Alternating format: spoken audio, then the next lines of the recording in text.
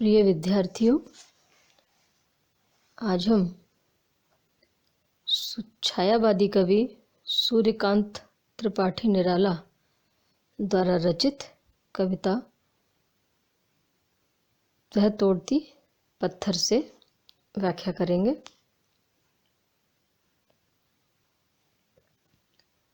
देखते देखा मुझे तो एक बार, उस भवन की ओर देखा छिन्न तार।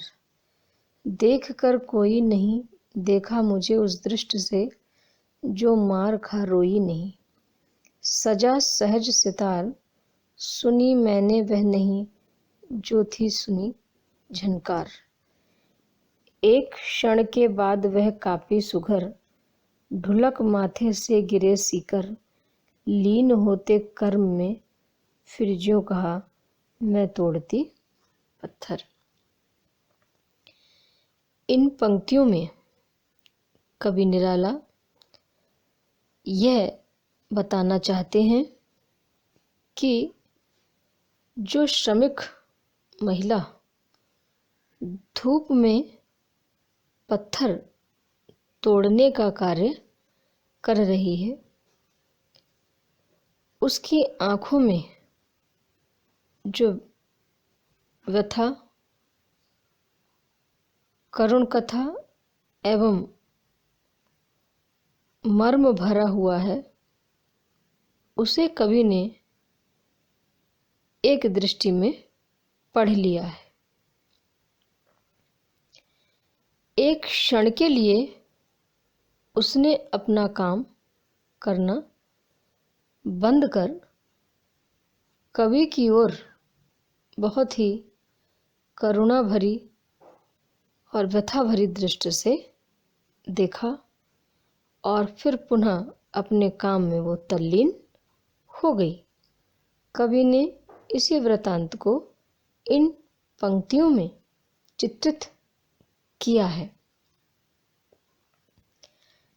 देखते देखा मुझे तो एक बार, उस भवन की ओर देखा छिन्न तार। देख कर कोई नहीं, देखा मुझे उस दृष्टि से जो मार खा रोई नहीं। सजा सहज सितार। कवि निराला कहते हैं कि वह श्रमिक युवती जो पत्थर तोड़ने का कार्य कर रही है, जब उसने मुझे अपनी ओर सहानुभूति भरी दृष्टि से देखते हुए देखा, तो क्षण भर के लिए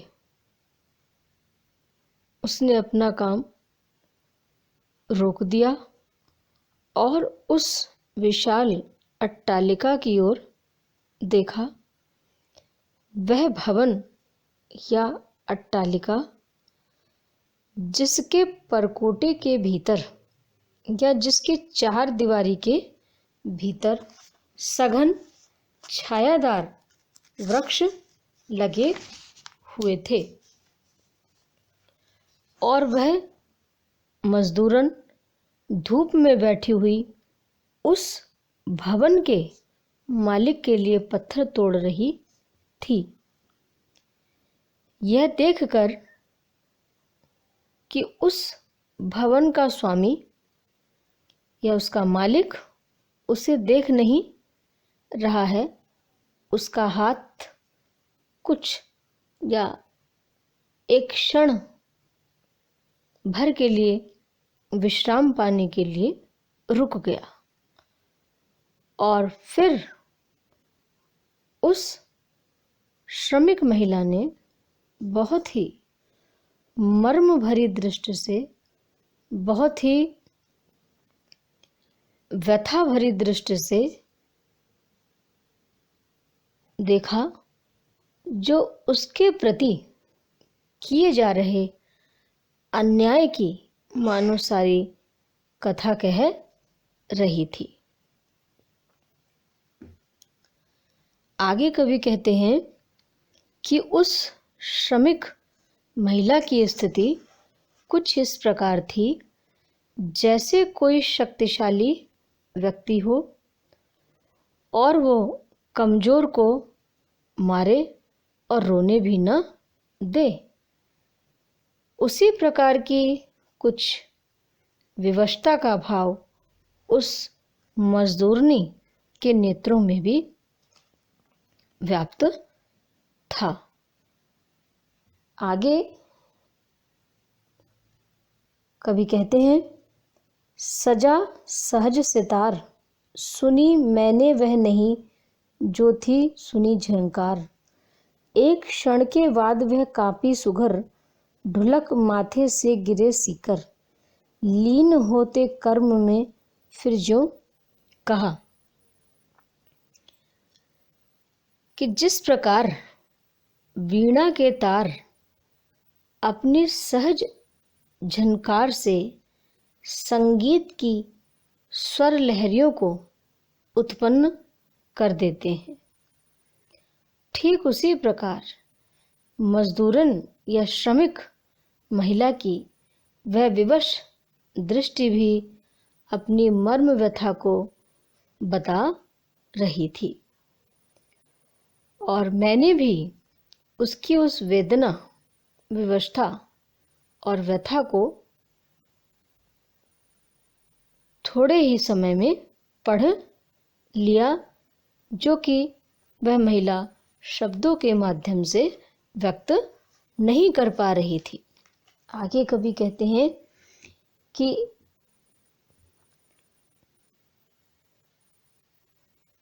एक क्षण के बाद वह कांपी सुघर, ढुलक माथे से गिरे सीकर। लीन होते कर्म में फिर ज्यों कहा। कि क्षण भर के उपरांत जैसे वह पुनः चेतन हो गई और फिर वापस उसका हथौड़ा पत्थरों पर चोट करने लगा। चिलचिलाती धूप में सड़क के किनारे पर वह पत्थर तोड़ रही थी, जिस कारण उसके मस्तक पर पसीने की बूंदें ढुलक ढुलक कर नीचे गिर रही थी। लेकिन वह श्रमिक महिला अपने कर्म में लीन होकर जैसे कि मानो मौन स्वर में कुछ कह रही है, मौन स्वर में कुछ कहने का प्रयास कर रही है, या वो यह बता रही है कि मैं पत्थर तोड़ रही हूँ। तो उस श्रमिक महिला के इस अंतिम वाक्य में यह व्यंग्यार्थ निहित दिखाई देता है कि वो ये कहने का प्रयास कर रही है कि समाज में कुछ ऐसे इंसान भी हैं जो पत्थर दिल हैं, जिन्हें दूसरों के दुख की जरा सी भी चिंता नहीं है, और वो शायद ऐसे ही पत्थरों को संवेदनशील बनाने का असफल प्रयास कर रही है। मैं जानती हूँ कि उन पाषाण हृदयों में, अर्थात पूंजीपतियों के हृदय में श्रमिकों के प्रति कभी संवेदनशीलता नहीं जगा पाऊंगी, फिर भी वो महिला अपना कार्य निरंतर ईमानदारी से करती जा रही है। लगातार वो पत्थर तोड़ने का कार्य कर रही है। इस प्रकार इस कविता में प्रगतिवादी स्वर है, वर्ग संघर्ष का चित्रण करने के साथ साथ शोषितों के प्रति सहानुभूति एवं शोषकों के प्रति घृणा प्रदर्शित की गई है। पत्थर का जो प्रतीकार्थ है वह संवेदनहीन व्यक्ति, जो पूंजीपतियों के लिए जिसका प्रयोग किया गया है।